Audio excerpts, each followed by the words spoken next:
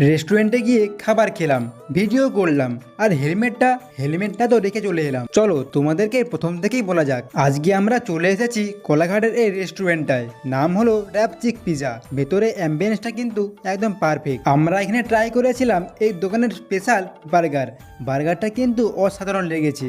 আর শুধু বার্গার কেন, ট্রাই করেছিলাম স্পেশাল পিজার মধ্যে চিজ ভরে ভরে দিয়েছি। এখন আমার পেট 80% ভর্তি হয়ে গিয়েছে, কিন্তু 100% করতে হলে আরো কিছু ট্রাই করতে হবে। তারপর ভাবলাম এই টমেটো সসটা খেয়েই 100% করে নেব। कौन है ये लोग? कहाँ से आते हैं ये? Just kidding guys. কিছুক্ষণ পর চলে এলো এই চিকেন লেগ পিসটা আমার দুর্দান্ত লেগেছে। ও এখানে খাবার দাবারের দাম অনেক কম। পিজা মাত্র 89 টাকা দিয়ে শুরু, বার্গারটা মাত্র 110 টাকা দিয়ে শুরু।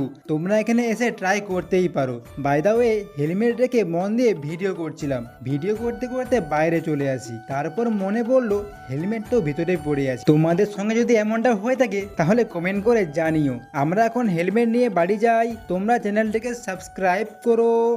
বাই।